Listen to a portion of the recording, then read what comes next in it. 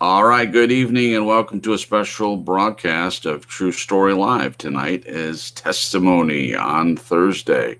It's funny because this is very much what I wanted True Story Live to be about in the first place, which is true stories and people sharing their true stories with us. And it kind of morphed into something else that I still always wanted to be true. But when we first started on Blog Talk and we were trying to get people to call in and have conversations with us and just share their stories with us, we found that people had a lot more trouble sharing their stories, especially when it's recorded and there's people listening. We would get a lot of people that would comment or send an email saying, tell our story, tell our story. But that's not really what I wanted. I wanted people to tell their own story and have it be live. And so it's funny that we don't normally do testimonies. We've done a few. But for tonight, Paula is willing to tell us her story and her testimony. Paula, for those of you that do not know, aside from just being a person all her own self, I don't know if that's proper grammar or not, but she's a person in and of herself. Let's say it like that. She's also married to Matthias from Talkin Doctrine, who's also part of this panel. So we also have with us Jen. Just Jen, say hello to everyone. Sorry, I have toast in my mouth again. Okay. Hi, everyone. Bye. I'm gonna chew now. So go ahead and chew because I'm gonna call on you again. I'm sure as we're getting this thing started. But Jen had shared with me a little over a week ago about Paula and just saying that she wished she knew her more and she wished that she knew her story and wished that she could have conversations with her and things like that. And I've been wondering for a long time, as much as Matthias mentions Paula, why she hasn't been more vocal. And then I talked to her once or twice, I think, in preparation to do the Monday's Milk, and I think she's delightful. She may not see herself that way, but that's just my impression of her. So for tonight, it is a special broadcast where we're going to get to talk to Paula and we're going to get to hear her story. It's going to be painless and effortless. And as are most people that have never done anything like this, she might be a little bit nervous, but we're going to be understanding of that. So we'll just say hello to Paula. Paula, how are you doing tonight? I'm doing well. How are you? I'm fantastic. Thanks for asking. We're glad to have you, and we're glad that you decided to kind of get this ball rolling with you being more vocal sometimes. And very grateful you decided to come on TSL. So thanks for that. Oh, well, all glory to God, because, Matthias has been asking me if I wanted to get on and give my testimony, or when I had something to say, I would, whisper it to him or slip him a note or something. Yeah. And every time he asked me, I would just, oh my gosh, my heart would just start racing. I would start sweating a little bit. So Sure. So, but I did want to give my testimony. So I asked God to kind of set it up.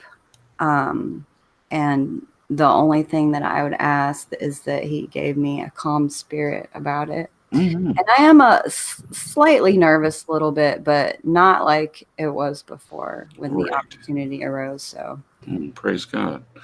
Well, we're grateful that you're here and we welcome you. Jen's here also just because she had mentioned that she wanted to get to know you better, and she's a part of our panel here on TSL. So we might be hearing her if she has a question along the way. The way I like to do things is just start out a little bit while giving people kind of a little bit of history about where you're born, where you grew up, and then eventually get to, during those periods of time, what your feelings were about God. How often did you hear about him? What were your attitudes about him? And then lead into how you came into a relationship with him. And you can tell that any way you like. And I may add questions or help along the way if I have something that comes to mind that maybe I think people would want to know about. But other than that, it'll just be you telling your story, and I'll try not to interrupt. All right. um, well, I was born in 1973 to a single mother, and I have an older brother. Oh. My mom was not religious at all. The first time I ever heard about God and Jesus was from the kids at school. For some reason, they were talking about them, and everybody seemed to know who these people were. Mm-hmm. And they were using their names interchangeably. And I didn't say anything, but when I got home, I asked my mom, who is God and who is Jesus? Mm. And she said, well, God is this entity or being that some people believe created everything, but there's no scientific proof to prove that. Okay. And she said that Jesus was a guy who lived a long time ago who came and said that he was the Son of God. But again, there's no proof of that either. Mm-hmm. So that was my foundation for life, I guess. Okay. And I was really inquisitive as a child. I kind of, looking back, I was kind of philosophically minded because I wanted to know what life was all about. I didn't get it. I didn't understand what the point was. Yeah. And at the time, I was learning about evolution, and it's presented as fact. So I just assumed that this was scientific fact, that they've proven it. Right. And my mom was definitely science-minded as well. So I didn't get the point of life. It just kind of seemed pointless if there was nothing behind it and no purpose to it. Sure. But two things I did notice when I was little, when I would play out in the woods, I would pretend to be like an early hominid creature. And I would gather all this stuff and pretend like I had to survive out in the woods. Hunt and gather. What's that? Hunt and gather. Yeah. Because that's what I was being taught, that's where we came from. Yeah. And I thought it was interesting that everything I needed to survive could be found in nature. Yeah. And then the other thing I noticed was that there was nothing superfluous in nature. Like everything had a purpose. Wow, that's good. And even when it died, it provided nutrients to the next life. And I just thought that was so perfect. Like, yeah. How could evolution, if it doesn't have intelligence behind it, do something like that? But I definitely wasn't going to believe in God because it was always presented to me as a fairy tale. Sure. And not just you, but to everyone. Like you said earlier, it was presented to you as fact, evolution. Right. Yeah. And even on all the, I was raised kind of in front of the television a lot, and most of what I learned came from TV. Oh, sure. And even in the shows that you watch, anything about animals or history or anything, evolution is always thrown in there as if it's fact. So absolutely. When it's constantly being reinforced, you don't even ever question it. Right. So when I was about 9, we had to move to my grandparents down south because we were living in Panama City at the time. Sure. And my granny wanted to take me to church. And at first, my mom was really against it. And after a while, she let me start going with her. Okay. And I really liked it. I liked that all these families got together and the kids ran around. And yeah. I don't know if I ever heard the gospel necessarily when I was there. Okay. But I do remember them talking about the blood and how gross that was when I first heard it. I didn't get it. Yeah. All I knew from blood was like horror movies. And yeah. Yeah, that's hard for a 9-year-old to grasp, I think, too, even. I mean, even though I'm sure you're fairly intelligent at that time, it's hard to grasp that just from hearing it. But but you delighted in the socialization, the meeting other kids and being in that atmosphere. Yeah, I thought it was great. I thought it was great that these people like were good or trying to be good. Trying to be good. Yeah, that makes sense. Because my childhood was not, I didn't see any good. Right. So when I started going to church, I just thought it was really sweet. And when I would get home, I would ask my granny all these questions like, how could Adam and Eve have all these kids, and where are the dinosaurs in the Bible? And she really didn't know how to answer my questions. I'm sure she did the best that she could. But I remember her saying, well, you just have to have faith. You just have to have faith.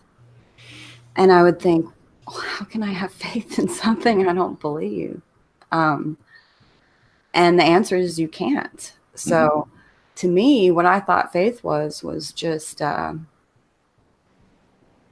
believing in something because it made things seem better than they were. And actually, when I got older, I heard this quote from Mark Twain. He said, faith is believing what you know ain't so. Right. Yeah, I've heard that. And that's kind of how I thought it was. Okay. So then when I was 16, me and my girlfriend were in Wendy's, I think, and these people came in, and it must have been a Sunday because they were all dressed up, and I don't know what kind of mood I was in at the time, but for some reason I turned to this guy and I said, hey, how you doing? And, just trying to be a jerk. And he was like, I'm doing wonderful. How are you? And I was like, I'm good. I was like, why are you so happy? Yeah. And he said, why don't you come by my table when you're done eating and I'll tell you. Okay. And I was like, all right. I'm thinking creeper. My friend's like, let's just leave. So eventually I did go over to his table and he gave me the gospel. And, I believed him in that moment. I knew I was a bad person. I knew that I had sinned. I felt bad for my sin. I believed him when he was telling me about what Jesus did and everything. And, he said a prayer with me. He declared me saved. And then he kind of sent me on my way. And my friend was like, what was that all about? Because she didn't come to the table with me. And I was like, nothing. Don't worry about it. I just kind of kept it to myself. Sure. And then as I went on in life, nothing in life was being confirmed. Like this guy, what he had told me, nothing in life was confirming it. Nobody was talking about God or Jesus or right. Nothing about it on television. Nobody said it on the news. Right. None of my friends talked about it. So eventually I just kind of blew it off and I thought, well, his little magic spell or whatever that's supposed to be, it just didn't work on me. And in my mind, I thought I had tried Christianity and that wasn't true. Okay. Well, it tied right into your idea that right. It just confirmed what I had been taught by my mother. And my mother's very smart, so I never questioned, whether that was so. But then after that, it was pretty much confirmed. Yeah. And going back to you saying that you were being taught this in TV and everywhere you looked. And so if you just accepted it for what it was at the time. Right. Yeah. So, I grew up and lived a pretty wicked life. I mean, I wasn't good. I never tried to be good. Right. I saw the world as dog eat dog. And if we're just animals, then,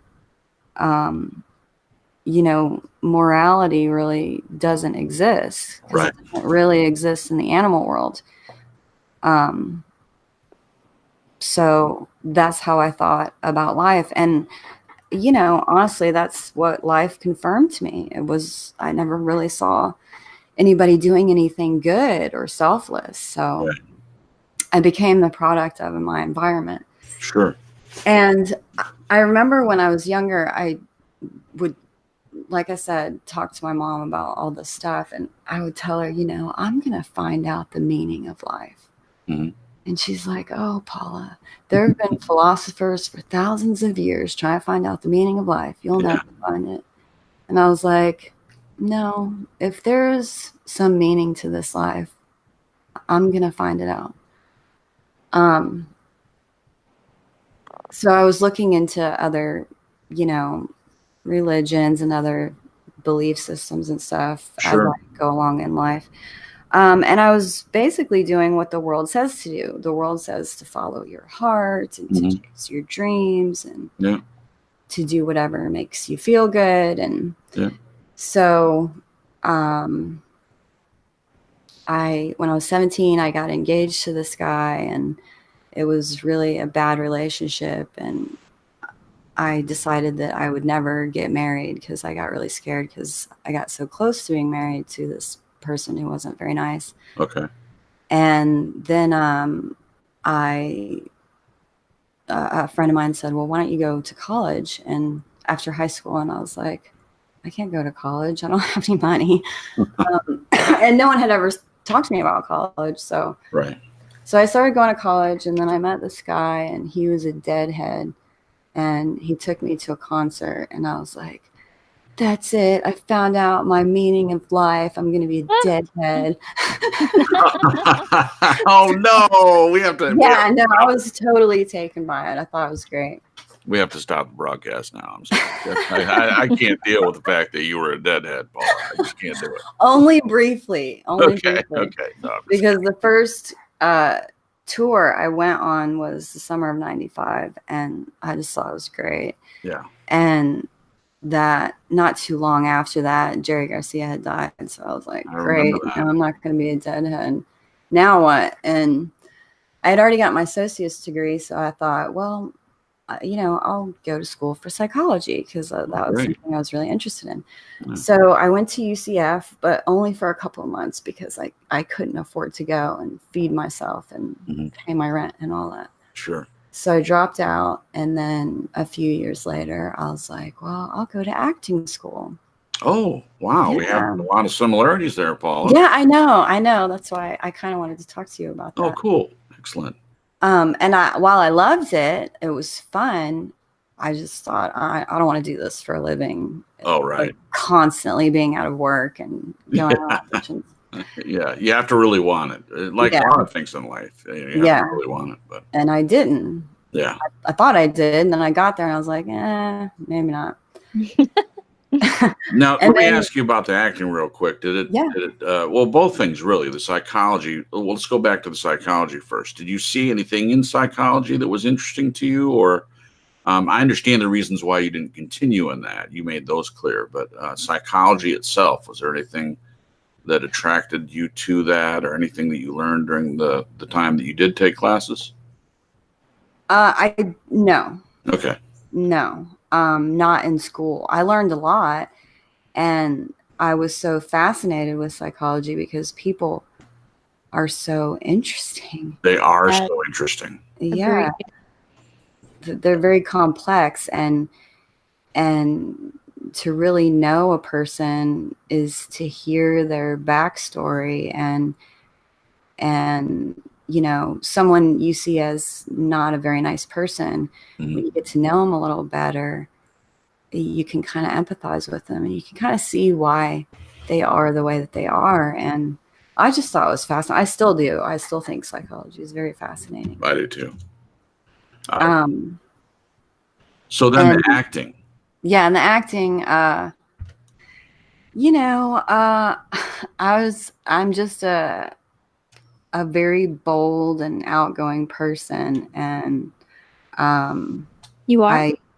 I am actually. I've heard Matthias say several times, "Oh, she's shy," and it's like she does. That's his excuse. When I've said, "Why doesn't Paula comment?" He says, "Oh, she's shy." Right. It's not that I'm shy. He knows that. It's that I was nervous to say anything. And that's actually part of the reason why I was nervous, is because I'm not shy. And sometimes I say things that are bold, a little too bold, maybe. Sometimes I get really passionate when I speak and people think I'm angry at them. Or yeah, you're afraid to hurt people, right? Right. So, and plus, like with the acting thing, every guy I dated while I was in acting school, they just thought I was acting all the time. Nobody believes you. That's true. That's actually true. And there are particular actors, especially method actors, and you know them right away. They're the ones that while they're rehearsing and whatnot, they get it. They stay in character the whole time. And some of them, even when they're not on stage or not even rehearsing, they're really, really getting into this character, and they treat everyone like crap if it's a villain, and they treat everyone kindly if it's a hero. But yeah, that's not my style of acting. Not that it matters, but I literally would just, you give me a script and I put on the character, and then when it's over, it's over. I'm not a method actor. But anyway, so people have trouble believing you when you're in acting to begin with, because they never know when you're acting and when you're being straight. Right. Yeah. And I didn't like it for the fact that I mean, I did like it. It was kind of a high, like when you would leave the theater at the end of the night, everything was illuminated and everything seemed alive. It was very much like a drug. But you could lose yourself really easily in these characters that you play. And I certainly wasn't stable, so I just thought that was probably not the best career choice. Okay. Now, did you get a chance, before we move forward, and this is fascinating to me, and we'll talk about it another time, but did you ever get to be on stage or be in a play or anything, or did you just take the classes? No, I did a few like commercial spots for this car dealer. Like they would come in and just have the acting students do free work for them, basically. Oh, sure. That's way. But no, I didn't get very far. I took maybe 3 semesters of it. Okay. Before I decided. I didn't have that desire that everybody else had. Everybody had this look in their eye, like they were willing to do whatever it took to. And I was like, yeah, I'm not into it that much. So oh, that's hilarious, because I've seen that look too. These are the people that are willing to work backstage. They're willing to be a stage manager. They're willing to pull the curtain, back and forth, and whatever the job is. These type of people, they are so into it. I mean, they'll do, as you say, whatever they have to do. That's hilarious. Yeah. Yeah. So then at the age of 26, I was still living in Orlando. I decided my problem was that I needed to go see a psychotherapist to figure myself out, to fix myself. Because I found myself becoming a lot like my mom, who I didn't want to be that way. And so I started going to psychotherapy, and I only went for like 6 months because I couldn't afford it after that. It was pretty horrible, but I did learn a lot of things that I didn't notice. There's something about talking to someone and telling them things that you've never said to anybody. And they can help you see why you are the way that you are, why you do what you do, or whatever. So my next idea of the dream to chase, I was 28, and I decided to move out to Colorado to climb mountains. Again, another similarity. I love Colorado. Really? Wow. And while I liked it, I lived there for about 4.5 months. I hated the place I was living. It was so depressing. Everybody was so angry for some reason. Yeah, Florida's like. Where was this? It was in Colorado Springs. Oh, Colorado Springs. Yeah. And I just didn't like it. And I thought, I don't want to do this. So a friend of mine's like, well, why don't you move to Texas? Oh. And I was like, okay. So I moved there for a little while, and I made some money. And then my brother's like, well, why don't you move up to Michigan? So I moved up to Michigan for a day. A day. That's where I'm from, by the way, Paul. Oh, really? I'm from Michigan, yeah, that's a long story. Okay. But as I was leaving Michigan, I stopped in a hotel room somewhere between Indiana and Illinois, and I sat on one of the double beds and I looked over at the nightstand, and I knew that there would be a Bible in there. And I just really didn't know where to go at this point. Should I go back to Florida or Texas or Colorado? And I picked up the Bible, and I had the Bible in my left hand and my cell phone in my right hand. And I just said, I'm not ready for you yet. Wow. And I put the Bible back in the nightstand, and I called my friend in Texas, and he's like, yeah, come on back, you know. Wow. So let me dig into that one comment just a little bit, Paul, if you don't mind. That's profound to me. Knowing where you are now and looking back to this time that you're sharing with us in a hotel room. You're saying to him, you're not ready for him right now. Right. Wow. Because there was something about it. I instinctively knew that if I was going to go that way, that my life was not going to be my own anymore. Wow, wow, wow, wow. I don't know how I knew that. Nobody told me that. Oh, I believe it. I believe nobody told you. That's about as authentic as you can be. I mean, to be in that place and to intuitively know, or at least to you, it would be an intuition. But I believe that information came to you from a different source. That's just personally what I would believe. Right. It had to have, because Yeah. I don't know how I would have known that. Right, right. So I go back to Texas and I start, just working jobs. And then I thought, Dallas especially is very money centric. And I thought, maybe I was wrong, and maybe money can buy you happiness. Yeah. So I went after the money, and I made a lot of it. I worked for an oil company, and it was great. I never had money before because we grew up poor, and I was able to buy these things and pay off my school loan and pay off my Jeep. And it was great for a while. And then it wasn't, and just wasn't doing the same thing anymore. And you mean the feeling of it? Right. The feeling Right. of having money. Right. The high wore off, because the more money that you make, you start hanging out with other people that have even more money than you do.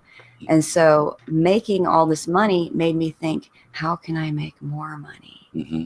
It was also like a drug. It was really weird. I was like, what? What are you saying? You have more money than you know what to do with now. Yeah. And all you can think about is making more of it. It was, I didn't like the way it was going. So one night I was sitting on my balcony in Texas, and I was just kind of going over everything in my life and the different avenues I had tried and how everything I got to. Like I did what the world said. I chased after my dreams, and when I was on the way to getting there, I realized I don't want this. This isn't what I want. It wasn't doing it for me, whatever that is. And so this is what I said. I was like, all right, God, if you're real, I give you my life. You do something with it, because I don't want to live anymore. Oh, no. And I said, and I was not suicidal by any means. I was way too curious about how this was going to end to be suicidal. But I had basically, he was my last resort, because I just didn't want to live anymore. And I said, and now I am talking to the God that supposedly created everything. I'm not talking to any other God or any other spirit, because I had dabbled in the New Age, and I had prayed to the universe, and I had seen some things, and there was always a catch. There was something devious about it. So I specified that if this God were real, that was the one I was talking to. How did you know to do that, Paula? Because I had prayed to the universe a couple of times for different things. And I'll give you a story. I prayed one time. I was living in this little crappy apartment in Orlando. And I had been learning about, I think it's called The Secret or something. Oh, yeah. Yeah, where you like pray to the universe and you let it go. And so I had prayed to the universe for rent money because I didn't have any that month. And I needed like $350 or something like that. And it was way more than I had in my bank account. And so I prayed to the universe. And then a couple days later, I got a check in the mail from UCF that they said that I overpaid on one of my semesters. And it was almost exactly $350. So I was like, yay, thank you, universe, you know? Yeah, so I was able to pay my rent. And then a couple days after that, they sent me another letter and said that, oh, we made a mistake. And yeah, we didn't owe you that money. You didn't overpay. So my bank ended up charging me like an overdraft fee, and I still owed the $350. Oh, no. Yeah, it was. I was like, okay, I see how you are. There's like a catch. You can get what you want, but there's always a catch. There is always a catch. So I knew there was some sort of something out there, some spiritual something that I was dealing with that did give me what I wanted. Yep. Asterisk. Yeah. Because then. Yes. So I specified, and I told God, I said, if you tell me to join a convent tomorrow, I'll do it. Okay. If you're real. And that was kind of a big thing for me because I was not a convent girl. No. Right. Not at all. Right. So I was kind of still in this state of depression, and I said the prayer and I let it go. I forgot about it. And the next day I was hanging out with a friend of mine, and we had gone out to dinner, and I was getting in my Jeep to go home, and I realized I didn't have any weed at home because I had smoked weed at the time. Sure. And so I called my ex-boyfriend. I was like, hey, do you have any? And he's like, I do, but I'm not home right now. He's like, but you can call my roommate, and, you know, he has some, and he'll probably even smoke with you. He's a really nice guy. And I was like, no, I'm not going to do that. And he's like, no, really, it's cool. And it was Matthias. And I had met him before through our mutual drug dealer one day. And I knew he was from Florida, and I knew he was roommates with my ex-boyfriend. And I thought he was cute, you know, and I kind of wanted to talk to him just because he was from Florida. So I was like, all right. So I went over to his house that night, and he was like a breath of fresh air. Oh, really? Okay. I felt like I had known him forever. Interesting. And I thought at first it was just that Florida vibe because we're very laid back here. We're kind of a flip-flop mentality. Flip-flop, suntan, beer in a koozie, you know. Right. And so I just thought the comfortableness was because of that. Yeah. But to make a long story short, you know, a couple months after we started dating, we were all coked up, and we decided it would be a good idea to have a baby. Oh, great. That sounds like a good idea when you're all coked up. Right. So we could do this. We could do this. It was sort of significant because I had never met anyone I wanted to blend my DNA with. And that's how I thought about it until I met Matthias.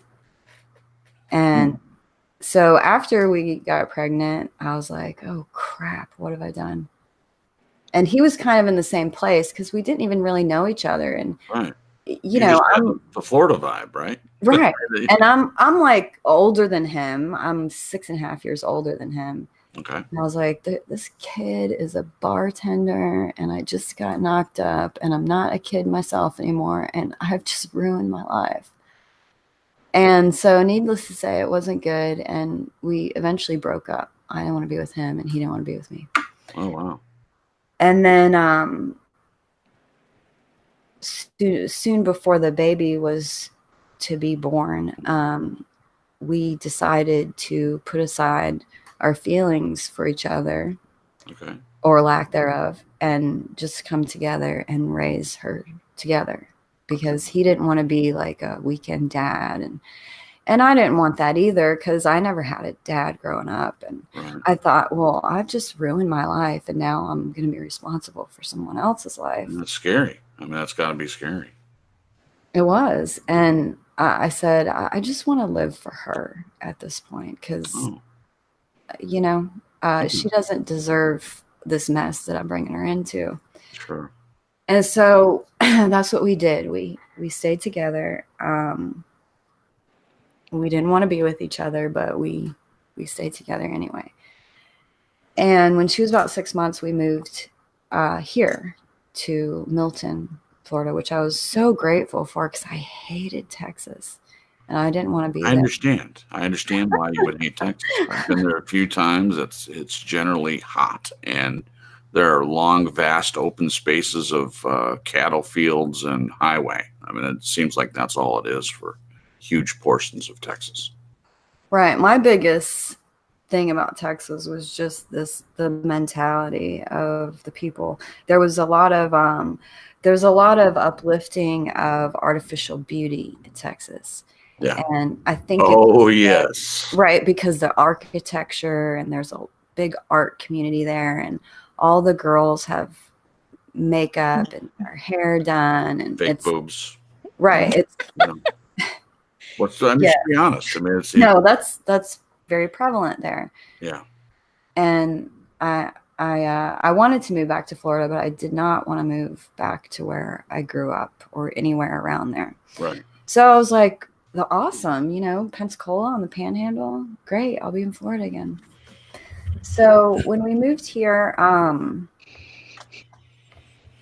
Matthias started looking into some things because we were getting this house not built, but you know, the property and stuff, so the house could be brought in. Sure. And it started with the Federal Reserve, and he started realizing that what we're told is not the truth. And I knew something was really messed up about the world. Yeah. So when he started looking into this stuff, it just one thing led to another. Yeah. And we're learning about like who's running things. And we noticed that the deeper you dig, it seems like they all sort of have Lucifer as their guide or something. And I was like, why are they using his name and all these things? He's a cartoon character. Sure. He's a guy in a red suit and horns and pitchfork. And a pointy tail, right. Yep. And I just thought, well, it's probably because he's a rebel or whatever. They're just using his name for the idea of who he is. Sure. And then we met some people through like the Ron Paul thing, and we were hanging out with them for months, and I didn't realize that these people were Christian. Oh. For the first couple of months we were hanging out with them. Okay. And one of our friends who had become a close friend at the time, he was coming over almost every day. Matthias said to me one day, he's like, did you know so-and-so's a Christian? Or no, he said, do you know so-and-so's really into God? Oh, really into God, huh? Okay. And I was like, what? And so I was waiting for this guy to come over. And this guy is a debater, man. He'll get into an argument with anybody. Oh. And man, I was waiting for him. I was ready. I mean, I was a out and proud atheist. I had a Darwin fish on the back of my Jeep, and sure, Darwin very vocal about my anti-godness. Sure. So I was ready for him, and he walked through the door, and I was like, "Hey, so and so." I said, how come you can be aware of all the stuff that's going on in the world, but yet you believe the Bible is true? Yeah. What's up with that? What's up with that? And he just kind of looked at me, and he had this sad look on his face, and he just put his head down and he kept walking. What? And I was shocked. I'm shocked. I was just dumbfounded. I was like, I was so ready for anything he had to say, but yeah, I didn't know what to do with the silence. It was almost like I felt like he was saying, this is too important to argue with you about. Oh, wow. And from that point, a lot of different things kept pointing me to Jesus as we're doing this research online and stuff and learning these things. And in October of 2009, my granny died, and we went down south to her funeral, and no one I knew had ever died before. I'd never been to a funeral. And so that started me thinking about God and life and death and stuff. And my mom gave me her Bible, and I would flip through it, and I would see that she had underlined and notes on everything. Like, she really read this thing. And so after the funeral, we got back home, and one day, my daughter, who was 2 at the time, Avery, I had scolded her about something, and she went into my bedroom, and after a few minutes, I walked in there, and she had gone into my closet and pulled out this tapestry that my granny had made. I had stuffed it way back in the closet. And she laid on the floor, and she was laying down on it. So I walked over to her, and I laid down on it with her. And as soon as I laid down, she pops up and she says, "Granny sees paradise." And I said, "What?" And she said, "Granny sees paradise." And I said, "My granny?" Because she calls Matthias's mom Granny also. And she's like, "Yeah." And I said, "Do you see my granny?" And she's like, "Yeah." And she's pointing to the corner of the room. And of course I didn't see anything. And I was just kind of like, okay. And I didn't say anything. And eventually she just started playing. And I thought, that's weird. Like, where would she hear a word? Paradise, right? We weren't Christians. I mean, and then I thought to myself, I was like, it's going to take a lot more than that to get me to believe in you. Because I had seen signs and wonders before. I knew something was going on. I knew there was some kind of spirit world. And then, and other things, like, I saw the school bus go by, and I thought, in a couple of years I'll be putting her on the school bus. And then that thought I had so much anxiety, and I was like, no. And so I looked into homeschooling, and most Christians or most homeschoolers are Christians. So I was like, well, I'll just be a secular homeschooler. Sure, why not, right? But all these different things kept pointing to Jesus. Wow. And we had started watching this documentary called The Arrivals. And it's a very, very long time. It's probably 5 or 6 hours. And so we were watching like an hour or so every night. And it was made by a Muslim. And he was talking about a lot of interesting things, like Hollywood and different things that are going on there. And he was putting up verses from the Quran and verses from the Bible to sort of explain, this has been prophesied. And so as I was reading, because I'm reading both, because I don't know what the truth is at this point. Right. And I noticed that whenever I read the Bible verses, there was something like poetic about them. It was like poetry or something. I didn't understand what it was saying, but it was almost like it was alive. And then I would read the Quran verses that he put up, and they were flat. It was like a person had written them, and then something else wrote it. It was very weird. And this one night, Matthias is sitting at the kitchen table, and he has his laptop in front of him, and he's facing me, so I can't see what he's watching. Okay. But it was more of this documentary, and there was no sound or anything.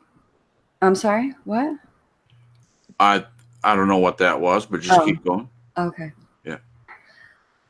And there was this music, this really ominous music that was coming from it. And I was sitting on the floor playing with Avery, and I was like, the music kept pulling me over there, and I thought, okay, I can either forget about all this wicked stuff that I've been learning about and just focus on being a mom, because I thought, I need to be cheerful and happy. I want to raise a happy child. But then all this evil was kind of like there was something culminating into something. And so I got up. That's a good word. That's a good word, Paula. Culminate. That's the perfect word. So I went around the back room and I stood behind him and I was watching it. And the guy was talking about the Muslims and the Jews and why there's so much fighting, which was something I always wondered about. And all of a sudden I got this very clear picture, just a really quick flash of the world, and God was on one side and Satan was on the other, and there was a battle for souls. Wow. And when I had that flash, I said, oh my God, you're real. Wow. And I just felt like falling flat on my face. Yeah. I was so ashamed for everything I had ever said about God and all the wicked things that I had said about him and how I bashed the Bible so much. And I thought, is this real? So I thought, okay, if I'm going to believe in this, I want to know every single word in this book. Mm-hmm. And so I started to read it. And, I left out a whole lot from this point, because at this point I was 36. And, when soul winners would come to my door and try to sell me the gospel, because that's what it seems like they're doing. I'd always be like, I don't see this good. They'd always try to sell the goodness of God, and God's so good and all this. And I'd be like, yeah, I don't see it. I see this world as crap. I see his people just are evil and they're selfish and nobody's good. Where is this good? Why are there starving people on the other side of the world and we're having hot dog eating contests in this country? Where is God in all this? And they would always say, oh, it's the sin of man or whatever. And I could buy that up to a point, because I saw that men were not good. That people in general just were not good. But I was like, no, there's something else. Until I get an explanation for all this evil, I can never believe in the good. Right. And so that's what had happened that day. God gave me an explanation for all the evil. And that it was a battle for souls. In that moment, that flash that you described. Right. And that did not come from me. Right. And the fact that I wanted to fall flat on my face, it was later when I started reading the Bible, I realized that men, when they came face to face with God, that's what they did. They fell on their face. And it's almost like you want to put your head below something that you're like, I don't know, that's holy or something. Yeah. So I started to read the Bible the next day, and I got to chapter 2,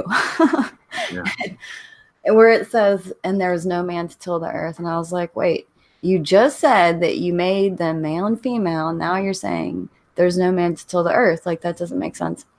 And I was like, okay, if I'm going to get through this, I need to just assume that this is true. Right. And if you are real and it is true, that someday you'll give me an explanation for it, because I'm not going to get through this thing if I stop at this. So I kept reading, and there were certain things that really shocked me about the Bible. I don't know what I thought it was before I started reading it, but I was shocked that it was about people. Yeah. Just regular people. Yeah. And then when I got to the law, I was like, are you kidding me? Who is going to even remember all the stuff to do it? Like, you're setting them up for failure already. Yes. Yes, he is. He is trying to go for failure. And the more I read, the more truths I started to see just from my own experience. And when I got to Ecclesiastes, I was so shocked that this was in the Bible. I never knew this book was in the Bible, because it was like speaking to where I was. Like, that's how I felt, that everything was vain. Like, nothing mattered. Yeah. It was all for nothing. Yeah. And so anyway, I could spend all day just on my revelations from the Bible, just things I was shocked about. Well, you could hit on a couple of them if you want, Paul, and we'll take as much time as you need. I want to be respectful of your time, but don't not share something because you're worried about going too long. Right. Well, the verse in Jeremiah that talks about the heart is deceitful above all things and desperately wicked. I was like, whoa, that makes a lot of sense. Yeah. You're relating that to yourself. Yeah. I realized that my heart had led me all over the place, and it didn't know anything. Yeah. The part in the Proverbs 3, 5, and 6, I think it says, trust in the Lord with all your heart and lean not unto your own understanding. Wow. And I was like, what do you mean? Why did you give me understanding if I'm not supposed to lean on it? Right. I'm not supposed to trust in it. Yeah. And the thing that shocked me the most was when I got to Corinthians, and it talked about the God of this world. And when I read that, I put it down and I was like, what did I just read? And I read a little commentary about what that meant. And the guy was saying, it's a lowercase g, God of this world. And he's talking about Satan and how he is running things, basically. Yeah. And I was like, what? What? Yeah. How come I have never heard this in my life? How come none of these soul winners ever told me that the Bible says that Satan is the God of this world? That made everything make sense. Why everything was so evil. Like, I saw the world in not a good light.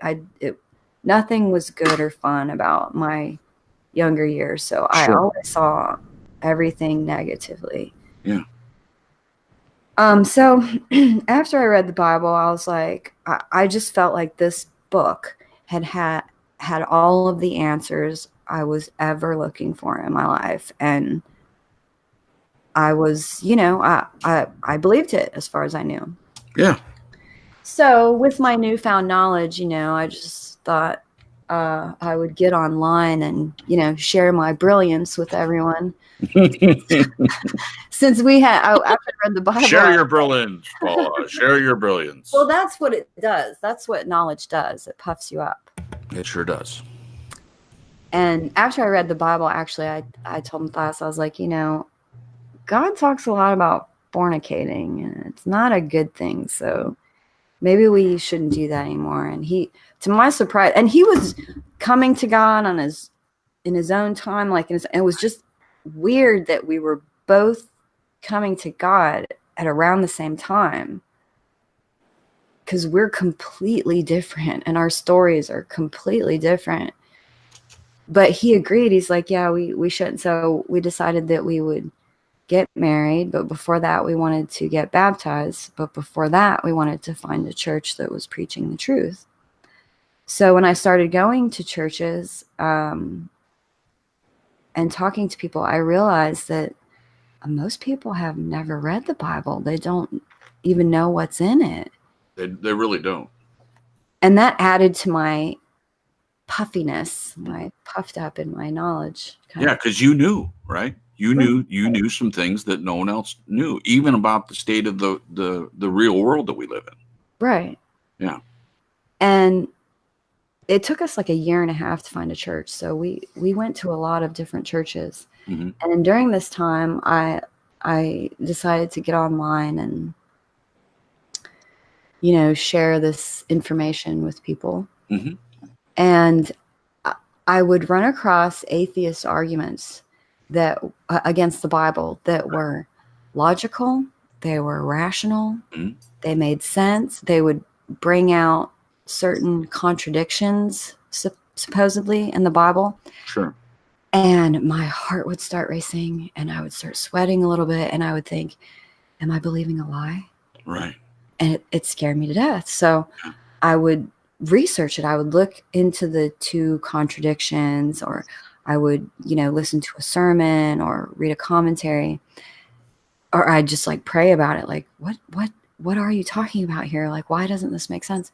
Mm-hmm. And every time he seemed to give me the answer. I found the answer in scripture. There was a logical explanation of why this seemed like a contradiction, but it really wasn't. Yeah.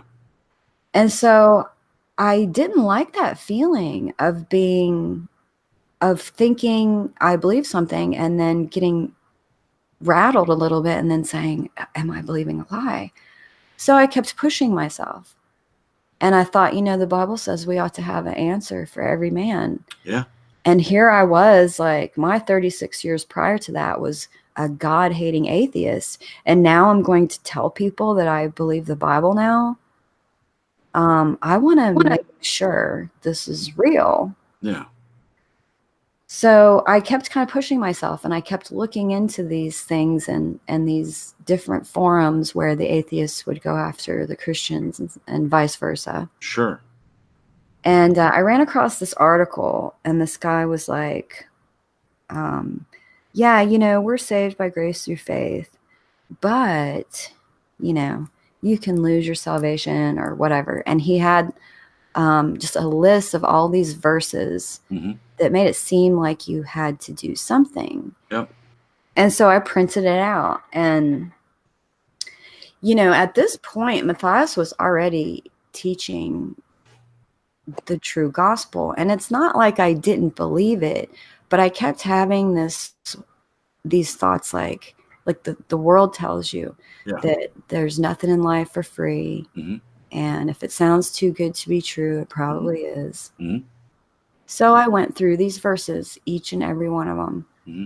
And I was able to find a reasonable, possibility that it could not be talking about what it seems like it's talking about. Right.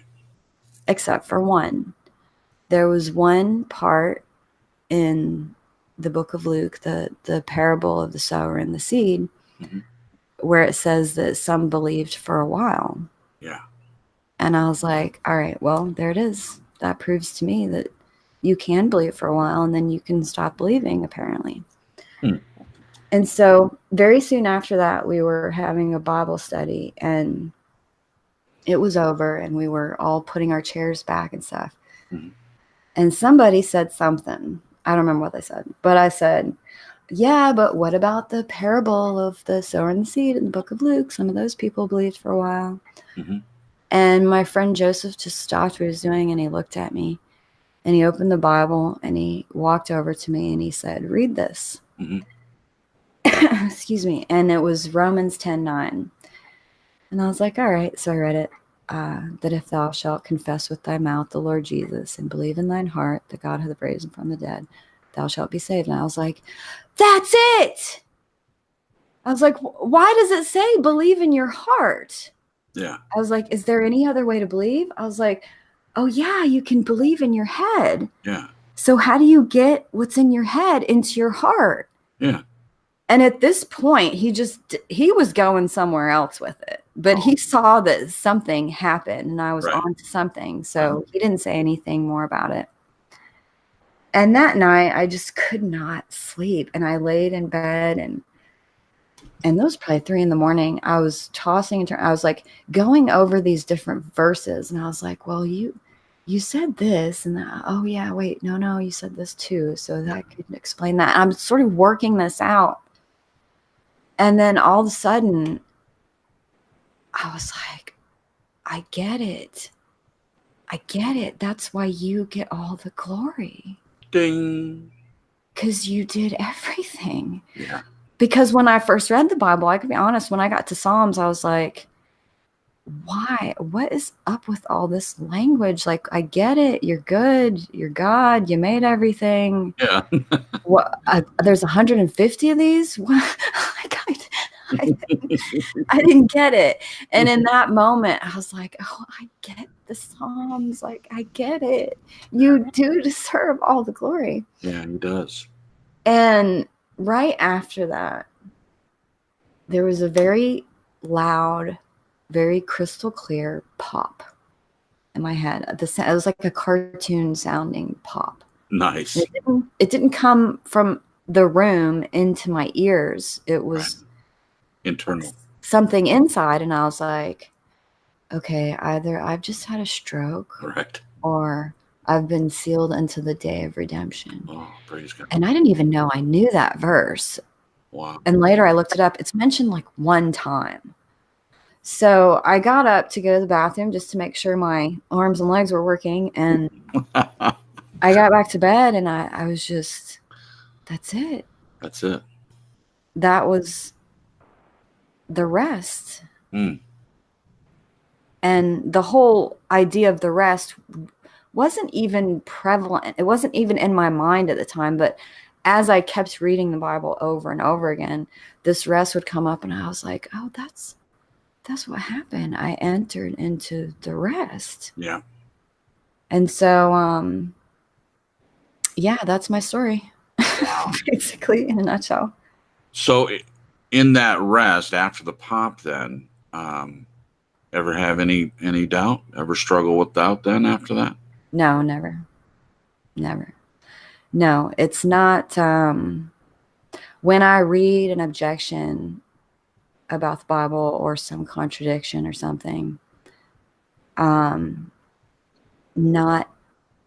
one bit do I wonder. It's the confidence is not of yourself. It's not right. coming from me. Right. Amen.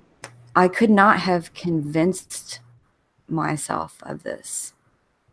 Right. Even in your story, Paula, you are telling me things that you did. You know, you went to school for psychology, you did the acting, you moved to Texas, and you went to church. I mean, you did all these things that you did. But in all of it, I'm not hearing you say how you turned the light on, you decided to do this or that. You know, you even did a good job of explaining how some of the knowledge started to convalesce in your head, started to come together in your head, but it wasn't real to you until you had that pop, that final, as you say, you consider it being sealed to the day of redemption, and not even having known the verse. So that couldn't have come from you. It came from God. Right. And it's not the pop that saves me. I just, No. I know that that's not what you're saying, but Okay, that's good. what some would say. I was Yeah. You have to be very careful. And I learned that. It's one of the things I learned from being around Matthias so much. And it irritated me at first. Sometimes I would say something and Matthias go, well, just make sure that, and he would correct me. And I was okay being corrected. That's not the problem. But I was like, why are you being so particular about the way that things are said? But I came to understand why. Because there are people out there that don't know my heart, that don't know who I am. So if I say something a certain way, if I'm not particular about how I'm saying it, then people will take it wrong and they'll exploit that and twist it. And it's just unfortunate. But making right. It was the understanding. Yeah. That was given to me. It wasn't even my own efforts of trying to figure this out. Right. Because it is a puzzle. Yeah. The Old Testament, Daniel mentioned this verse the other day. The Old Testament says something about it's a vexation to even understand the report. Yep. And it's designed that way. It is. I don't think that you can understand it without God. And if you go about trying to understand it, that's where your wrong doctrine comes in. Yeah. That's where the leaven comes in. these, there's how many denominations of Christianity? Lots. I don't know how many. And I think that's a result of carnal men that have not been regenerated trying to go about understanding the Bible. Right. And they're going to be wrong. You can't get there without God. Right. And I know that sounds, I listen to a lot of Matthias's shows, and someone might say, well, that's Calvinist. That's Calvinistic to think that. Sure. But it's foolish to think that God has given you everything you've ever known in your life, including the air that you breathe. He's keeping your heart beating. Yes, He's he is. giving you your job, your spouse, your children, your family. He's given you everything. Mm-hmm. It is foolish to believe that it's not also He who gives you this faith, who gives you this understanding. Yeah. And do you think that it helps to understand the true nature of the world? That made it, at least from your story, it sounded like that was the beginning of that you being able to see the world for what it was. Helps you understand that anything good that you have, anything good in this world is indeed given to you by God. Yeah, and I would also, I mean, I don't know that someone needs to know about all the evil. Oh, yeah. I had to know about it. You did, yeah. Right, because that's a lot of what I saw. I think that you just need to be, you need to understand the goodness of God. And I think it's really hard for us to believe that this God could be so good, because there's really no frame of reference for how good He is. No. So it's almost unbelievable that He has done this for us when we didn't care about Him at all. When we were saying, like, He did this for me before I even was born, before I even was able to blaspheme Him and do all this wicked stuff against Him. That's right. He did the thing for me, and it's almost hard to believe that someone can be that good. And I think that more people struggle with that than we think. Mm-hmm. What would you say if you had a chance, Paul, to talk to those people you're referring to that struggle with that? I've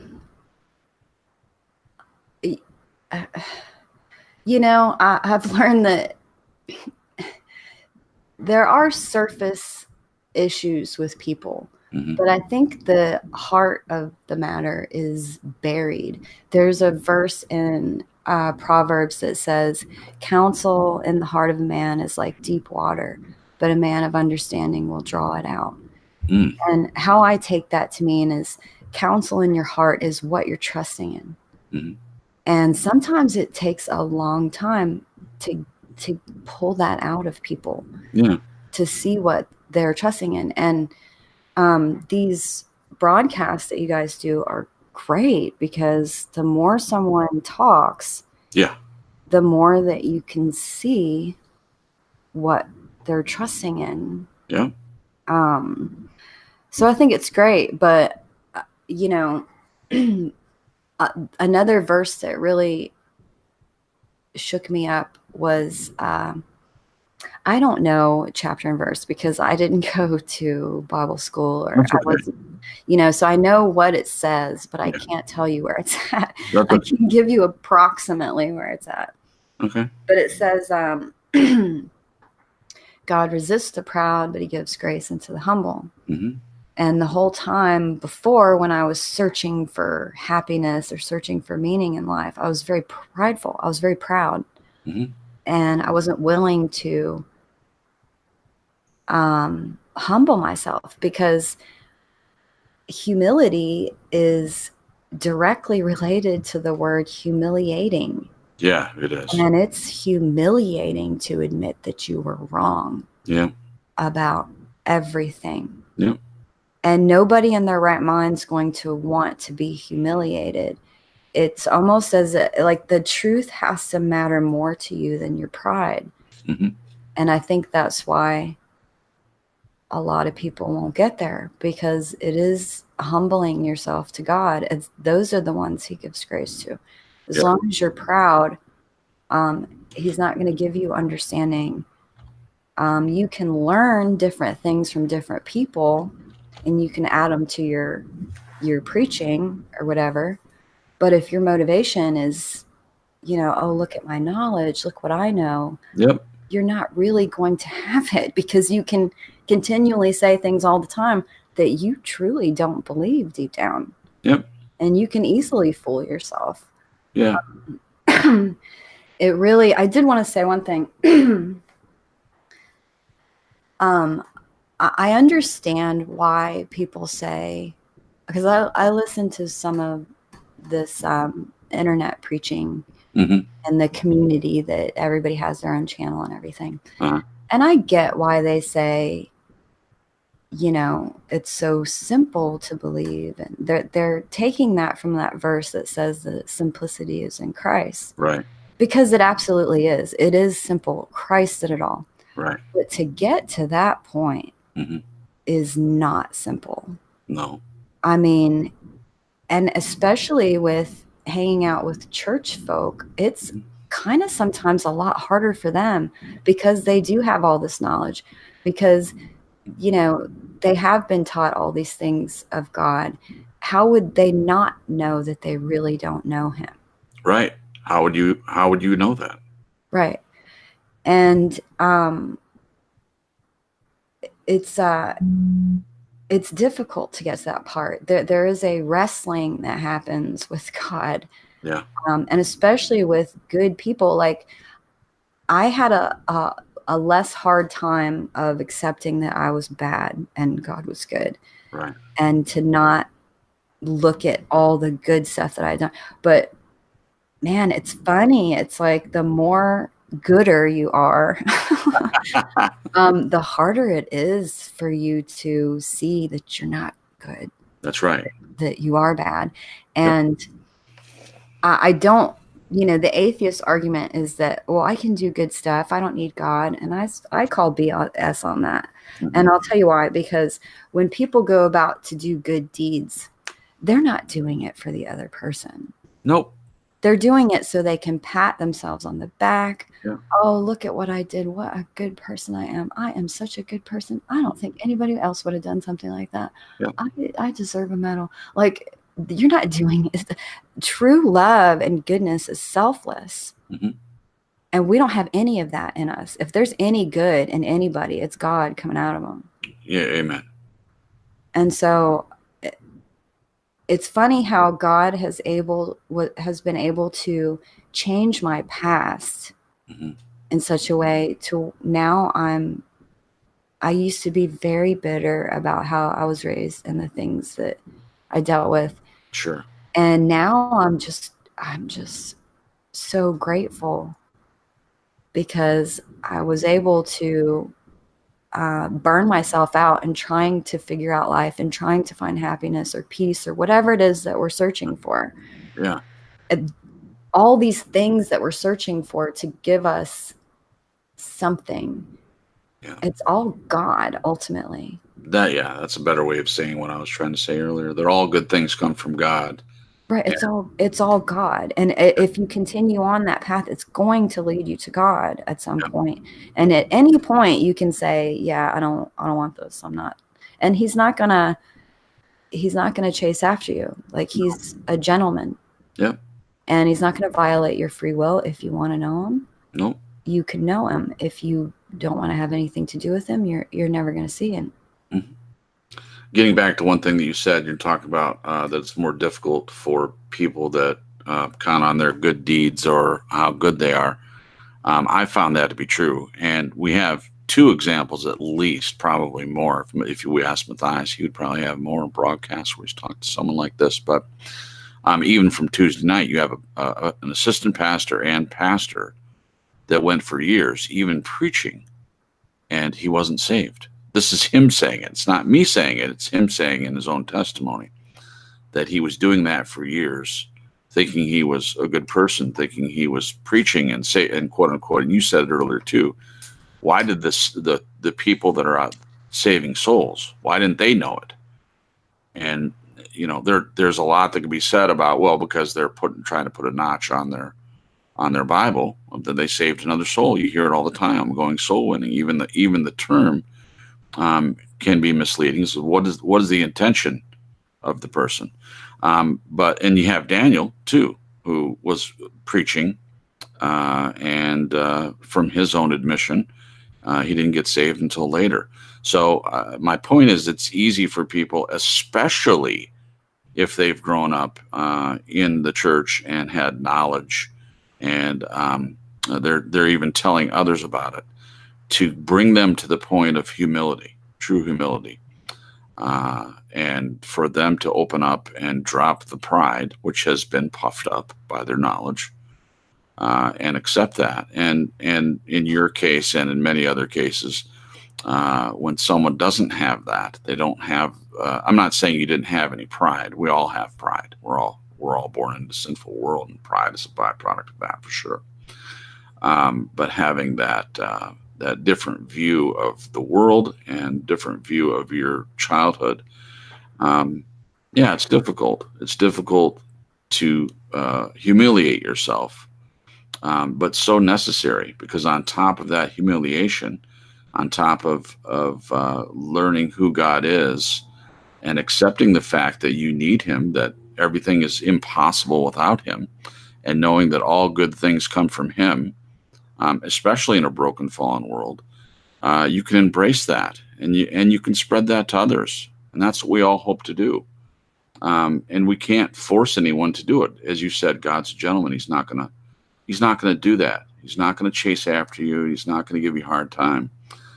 He'll simply wait for you to, if you ever do, seek him. He does say, if you seek him, you'll find him. Seek him with your whole heart. Right.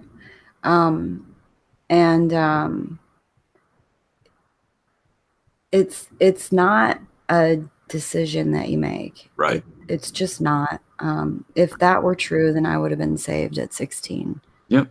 When I accepted Jesus into my heart, whatever that means. Yeah, at that table with the guy. Right, at the Wendy's. Yep. I would have been saved then. Yep. But it's not some, magic spell or something. Right. Trust, which is what's required, we often use believe and trust interchangeably. Yeah. Trust has to be earned. Mm-hmm. When I had that vision of God and Satan on the other side of the world, and that there was a battle for souls, I believed that he exists, but I didn't know him. I knew nothing about him. Right. And there's a verse, I could look it up, but I probably messed it up. It says that whoever comes to God must believe that he is, and that he is a rewarder to them who diligently seek him. Yeah. And to believe that God is to even get to the point where you believe he exists. Mm-hmm. And then after that point, he is a rewarder to them that diligently seek him. Mm-hmm. And it's not just, I can imagine how many people, quote, fall away from the faith. Yeah. Because the only method of soul winning that the corporate church has ever come out with is trying to go out and get decisions for Christ. Yep. Exactly. Walk down an aisle, raise your head up, and when the pastor looks at you, and the whole thing, go to the altar. It almost makes it seem like it's some sort of spiritual thing that's going on when you do this thing this one time. Mm-hmm. But I'm sure it doesn't take long for that to unravel when someone who doesn't believe in God starts asking you questions. Yep. And it's not easy to get to that point, because, I've heard people say, like, you just have to believe the gospel, the death, burial, and resurrection. Yeah. 1 Corinthians 15, 1-4. And so I guess if that's true, then, okay, well, then I don't need to believe that Jesus is God, right? Right. But you do, because otherwise, what difference does it make if there was a death, burial, and resurrection of some guy? Yeah. What difference does that make? Any guy. Any guy, right? Why couldn't I have just done that? Mm-hmm. You could have crucified me and then raised me up, and then I'd be good. Why did this guy take my place? The whole crux of the gospel hinges on that Jesus is God. Right. And that implies so much, because if Jesus is God and the Bible says God cannot lie, then everything in the Bible has to be true. Amen. If one thing is wrong, then the whole thing is wrong. And this is how I thought about it. And to go that way and to admit that, could this be true? You can't just make yourself believe it. If you find yourself coming to believe it, it affected every single aspect of my life. Everything I thought about was changed. Yep. Everything was wrong, first of all. But the way I viewed the world, my relationship, my child rearing, politics. Yeah. Oh, politics. Yeah. Everything. Everything changed. And that's not easy. That's not simple. You can't just add this belief of the death, burial, and resurrection on to everything else that you believe. Wow. That's it good. Doesn't work like that. Yeah. Because true belief is, you can't make yourself do it. You either believe something or you don't. That's true. Now, I think this would be a good point, Paula, to tell the babysitting story to help people better understand the difference between really trusting and choosing to trust or deciding to trust. Okay, so several years ago, we had an anniversary and we wanted to go out, and that's not something we do without the kids. We're always taking the kids with us. But we wanted to go out, and we knew someone who offered to babysit, and he was going to be watching our two kids and Matthias's dad, who had Parkinson's at the time, so he needed someone to watch him as well. Right. And I didn't really know him all that well, but I decided to trust him that night. I decided to trust him so that we could go out to dinner. Right. And I was not enjoying myself. I was a nervous wreck. We must have called the house like 4 times because I'm thinking like, what's happening? What is what's he doing? And and then not too long ago, Daniel took my kids out to Chili's or something, and then he took them to Chick-fil-A to run around and play, and they were gone for like 5 hours, but not once did I question or wonder what was happening. And it's because I trust Daniel, but it's only because I've known him for several years, and he's shown himself to be trustworthy. Right. But if you choose to trust something or someone, you don't. Right. Because if you did, it wouldn't be a choice. You just would trust them. Yep. And trust is earned. It takes time to learn that someone's not going to screw you over before you can actually trust them. Yeah. And the whole making yourself believe something, I mean, you can, I guess, you can make yourself believe something, but it's not a real belief. It's like these people who are born male and they choose to believe that they are female. It's a good, another excellent point. That's make believe. That's making yourself believe something. But I'm sure if you talk to these people long enough, they would have to admit that they, in fact, are not a female. I mean, you can only live with this make belief for so long. It's like, you know, the analogy of having a shipwrecked faith. Right. You can be on the water for months or years before you get shipwrecked.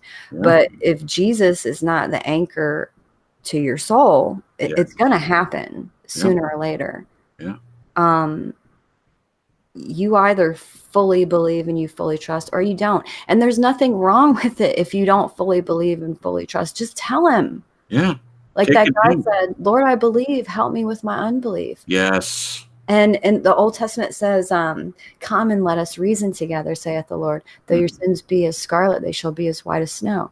And when I read that, I was like, you want me to reason with you? Like, I had never heard that about God. Yeah. And that one verse that you mentioned earlier that says, seek me and you shall find me when you shall search for me with all your heart. I didn't know I was supposed to be seeking God. Right. I thought the way that Christianity goes about it is they go out and they preach this magic message of the gospel, and then people believe, they declare them saved, and then yay, you're a Christian. Yeah, you're saved. Yay. Right. Nothing about seeking God. Right. But it makes sense. I mean, you really have to dig. In this world, we're just saturated in all things Satan. Mm-hmm. Yep. You know, it's his world we're living in, as far as not the natural world, but the world system that we live in. Yep. It's all his. And it's not going to take long for someone to question their faith. No. If they really aren't fully trusting. So. Right. And once you fully trust, then you don't struggle with doubt, particularly about your salvation again.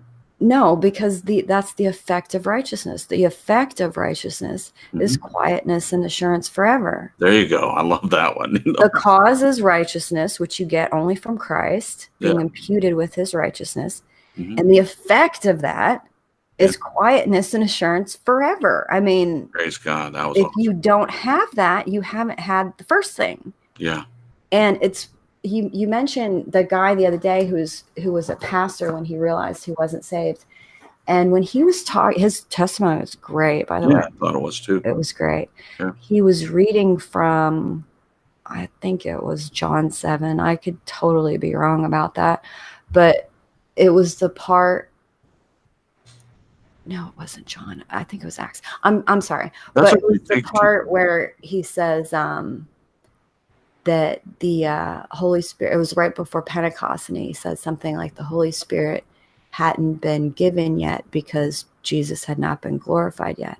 Right. And I was like, whoa, I just had a major revelation. I was like, wow, you could apply that to an individual. You could, yeah. That the Holy Spirit has not been given yet because Jesus has not yet been glorified. Wow. Jesus has to be glorified in all ways, in all points. You have to understand why he gets all the glory. Yeah. And then that's it. That's really it. It is simple, but to get to that point, it's not. You have so many other factors working against you. There's so much anti-God. Like, it's funny, after I read the Bible, and I loved how I was blessed to actually go into this and read this thing having no prior knowledge whatsoever. Mm-hmm. So I didn't have my own ideas of what it meant, what it said. Yep. You weren't fighting preordained ideas and concepts. No, not at all. It was like a fresh look at it. Yep. In some ways, I wish I would have had that. Now, I'm looking at my own life. I don't regret anything in the path that brought me to where I am now and who I am in him. But yeah, sometimes I used to look at hear other people's testimonies. And go, well, I wish I had done that and done it that way. But we're unique. We're all unique, and our relationship with God is unique. Despite what people tell you, he does have a relationship with each individual person. And so our stories are different. Yeah, absolutely. And that's the way he wants it. That was one thing I thought was so strange about the Bible. If it was supposed to be written by the Holy Spirit, why each of these different books was so different. Yeah. And then God eventually showed me that they're different because people are different. Mm-hmm. You know, you're going to have the same conclusion, but how you got there is going to be completely different. That's it. The path that he takes you on, the path you walk on to get to that point is different. Right. I used to think, like, when I first got saved, I used to think, oh, this person, they need to hear this. And if they knew this, they would believe. Mm-hmm. I was wrong. Yeah, you find that out pretty quick, right? You Right. find that not everyone's head is the same nut to crack, for sure. Right. And I think it's good in a way, actually, because it allows me to just take myself out of it and say, there's been times where I've seen God working and I'd be like, oh yeah, I see where you're going with this. Mm-hmm. I'm going to go ahead and help you out, God. I'll do you a solid. As if he needs our help. Right. And then it's like, I realize, oh no, what I was thinking was not what he was thinking. So it's helped me to just, not pre-plan anything and to just, I don't know what he's doing. Right. But if I just yield myself to him, he's going to use me however he's going to use me. And I think oftentimes we think, because it's natural to do so, we think, oh, I'm really good at this. So, I'll use my talents for God. But God is very different. He likes to use our weaknesses to glorify himself. Mm-hmm.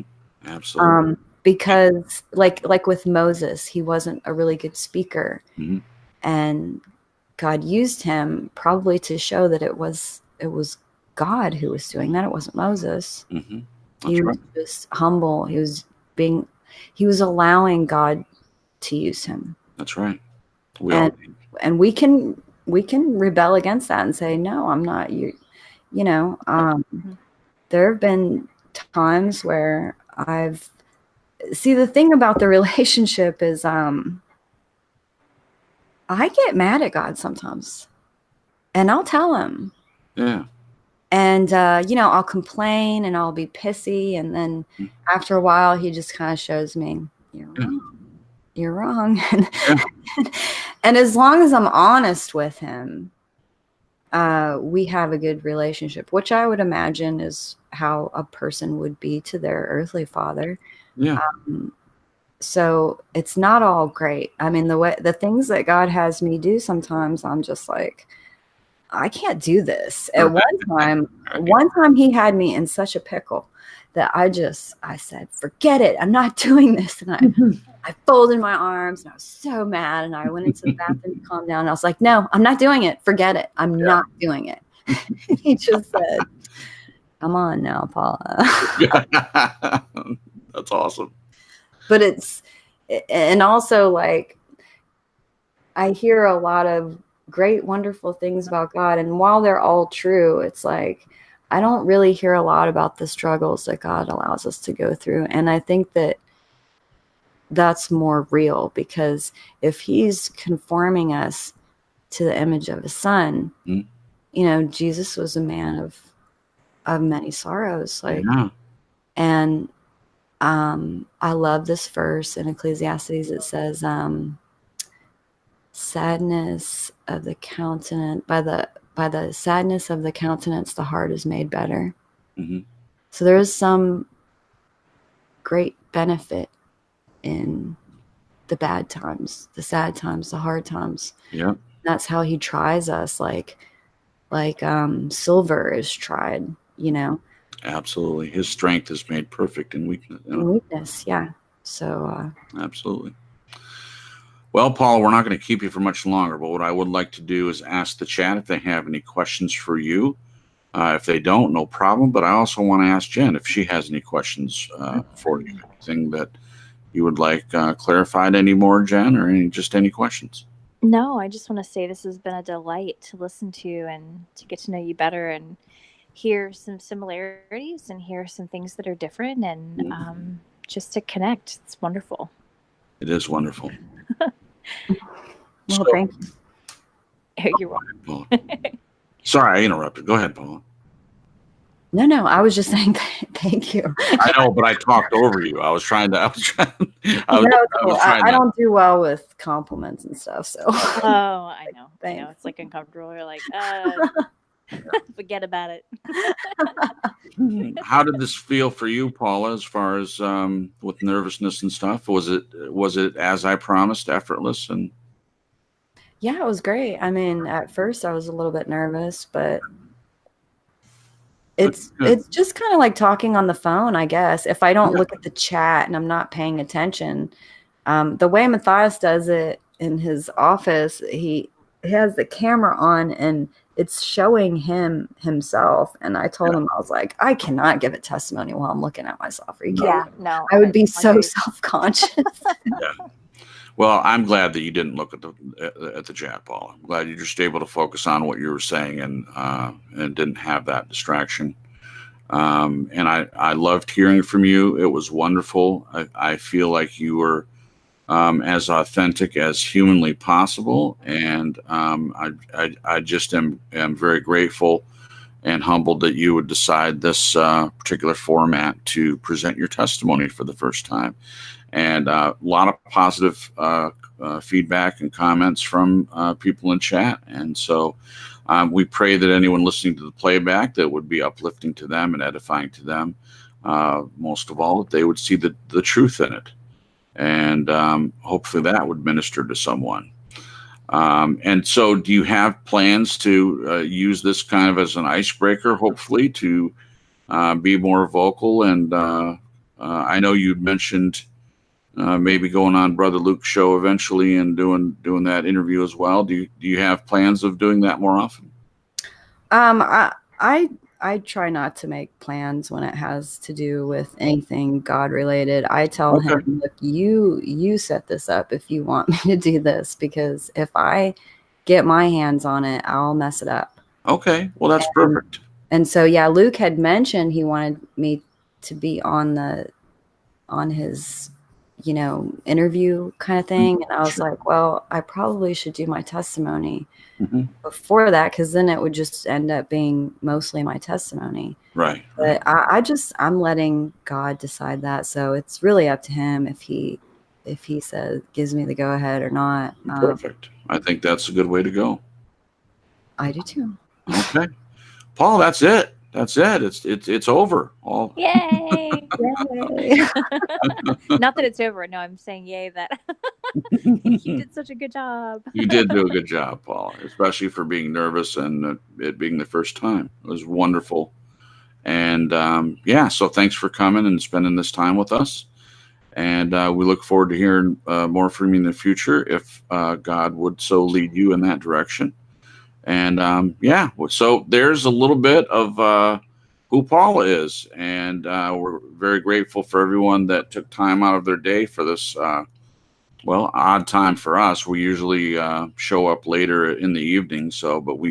I was not expecting anyone to be in the chat, but we did have a few people that took the time to listen. And we're grateful for you guys.